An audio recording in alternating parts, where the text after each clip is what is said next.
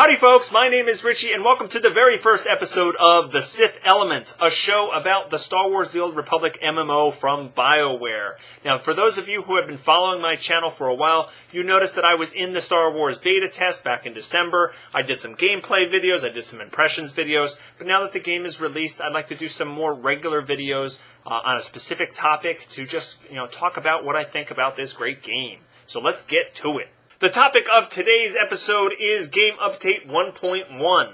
That's right, the first big content update for Star Wars The Old Republic is supposedly hitting right before they hit the 1 month mark. They posted on their website that January 17th is the release date, which is today, and they posted a shiny trailer detailing one of the new flashpoints that's going to be in there. It's really a great marketing move for them to try to put out some content this soon after launch. Plus, it's right when people are going to be using up that free 1 month that they get when they buy the game, and they're going to have to decide whether to subscribe to the game or not. So, a lot of good marketing there. So, pretty much it's a brilliant plan. The problem is, they found some huge game-breaking bugs in the player testing on the test server, and they have delayed the game update. They said it's only going to be delayed for a couple of days. They don't have information that pinpoints when exactly it's going to be released, but it makes me want to smack my forehead like really hard because you're missing the very first date you put out there after the game has been released. It's not good. It's not good press for the game. It's not good for the people who are going to be making that decision on whether or not to subscribe.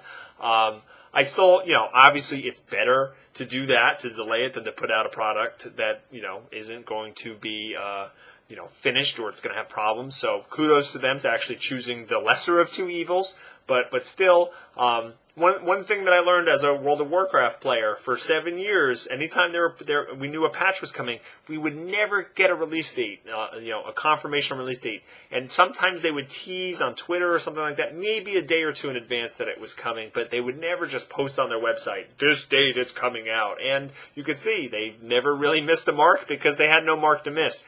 And I think BioWare might learn its lesson on this one. Don't put big dates on your website unless you know for sure you can make it. Okay, this news just in. After I recorded that last bit, BioWare just announced that the Game Update 1.1 will be going live tonight. That's January 18th, and overnight. And so that's only 1 day late. It's really not a big deal, not a really big snafu in the grand scheme of things. They probably pushed real hard to make sure that they didn't have to delay it too much. So good on them for fixing the bugs quick and pushing the content out. So with that out of the way, let's dive into the changes coming in Game Update 1.1. Let's do some of the highlights. Not going to go over every change, but some of the big points. And one of the biggest points is they are adding a considerable amount of content to one of the operations. Now, this is their endgame rating. Karaga's Palace is one of the operations currently in the game, but they're going to be tripling the size of it and adding 4 new cool boss encounters. So that's great news for everybody who likes to do endgame content. And for those of you who are enjoying the flashpoints, these are the 4-player instances. They're kind of like their version of dungeons. They have a new shiny trailer. I'll put it up here somewhere for a new flashpoint. It's called Kaon Under Siege, and basically it's this spooky, creepy, suspenseful-looking delve into this planet that's been overrun by some sort of outbreak, and you're trying to figure out what's going on. And the rat ghouls are involved, and there's this virus that's spreading. Basically, it's kind of like a zombie invasion kind of thing. But it looks really creepy, and again, there's going to be the normal mode and a hard mode for people to, go through. So already a new flashpoint this soon after launch. That's really good news for people who might have thought that the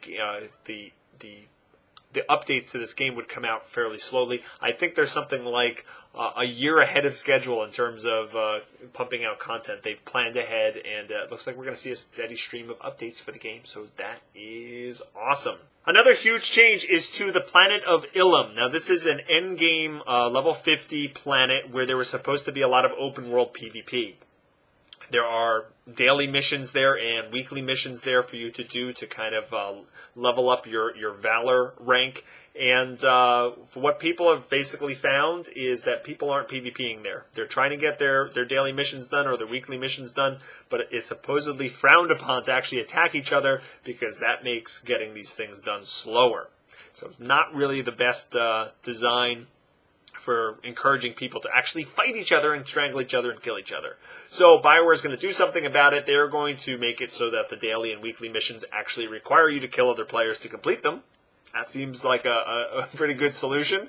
They're also going to increase the amount of valor that you're going to get for killing other players, so you can rank up even quicker. There's going to be some new respawn points and new things like that. And they're also going to remove the ability to include your companion in these battles. Some of the professions, some of the classes, they weren't balanced with what companions they had with them, and some of them were killing players a little too easily. So companions are out, it's just you, the player, and that should make the experience a lot more enjoyable. I haven't gotten to experience Ilum myself. My character's only like 37 or 38 at this point, but I should be able to see the newfangled Ilum when I get there on my tune. The next big change are nerfs to biochem and cybertech crew skills. They have found that some of the endgame recipes or some of the endgame items that you can create were just a little bit too powerful. Some of the med packs could actually heal a character for over 50% of their life. Some of the grenades the cybertech was using was just doing too much burst damage that they were not comfortable with. And they heard a lot of feedback from players basically saying that if you don't have one of these two crew skills for endgame content, you are doing it wrong. So they're going to nerf some of the endgame stuff, bring it down in line of the other crew skills, and they want it so that you can choose whatever crew skill you want to choose, and that's not going to be a wrong choice, or you're not going to be a noob for doing so. So I think there's going to be some people pissed. Some people might not like that if they actually change to one of those, for the express purpose of being overpowered. But too bad for them. I think this is going to be a good change overall for the health of the game. Another big change they're adding to the game is the inclusion of a level 50 bracket to the PvP war zone. So when you queue up, you will not be put in with level 50s unless you are level 50. So there will now be a bracket for level 10 to level 49, and there will be a bracket for level 50s. And this is pretty big because there is a bolster mechanic in Star Wars: The Old Republic that if you're level 10 and you jump into these things, your health and your damage output and your healing are all bumped up so that you can kind of compete with these other levels. You don't get the same talents, you don't get the same skills unlocked, but you do have, you're not going to get one-shotted by anyone that's over your level. The problem is once you hit level 50, you get access to a whole bunch of gear that has expertise on it. And expertise is the PvP stat that basically makes you perform better in PvP. And there's a huge discrepancy in the power level of a level 50 that's geared and a level 49. So it's gotten kind of frustrated as we've seen more and more 50s leveling up, that a lot of these matches are being decided by how many 50s do you have. Obviously you can outplay them if you're lower level, but for the most part, a group of all level 50s is going to stomp people that don't have any 50s at all. So this is a great change. I do agree that they needed to go in with no division because there weren't a lot of 50s around, so it wouldn't have made sense to put in a separate bracket. But this is definitely the time. It's probably like a week or so overdue to put this in so that people aren't having a frustrating experience the moment they step into a PvP war zone. I personally have been loving the PvP in this game. I'm typically a gamer who sometimes gets into PvP in an MMO, but, usually I'm more of a PvE player. But I've been PvPing in this game a lot. I have to say the 3 war zones, the 3 maps are really well done. Hutball is something I haven't seen in any kind of PvP environment before. It's very unique, and I look forward to seeing what they do with war zones in the future. But I like this change a lot, and I think it's going to be great. Finally, I want to cover a small bug fix that it was really, really frustrating for me because I've experienced it. Is basically in the flashpoints when you're doing these 4-player instances, you would defeat a boss, and sometimes the loot that you're going to get is in this little chest. And the chests weren't opening, so you couldn't get the loot.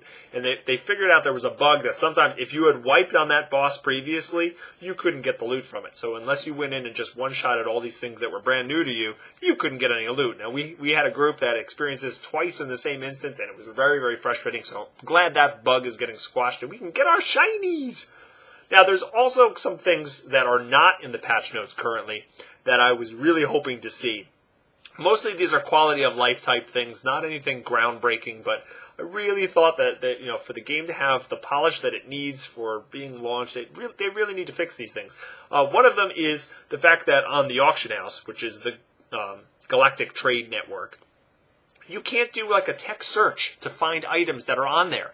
you actually have to specify a category in a drop-down menu of what you're looking for, and then there's sub-menus sometimes. Sometimes you have to do 3 drop-downs before you can actually start typing a search in, and it's just extremely frustrating. It's kind of absurd. Like, so it's really hard to find anything, and it makes you kind of not want to use the system at all. So they need to fix that.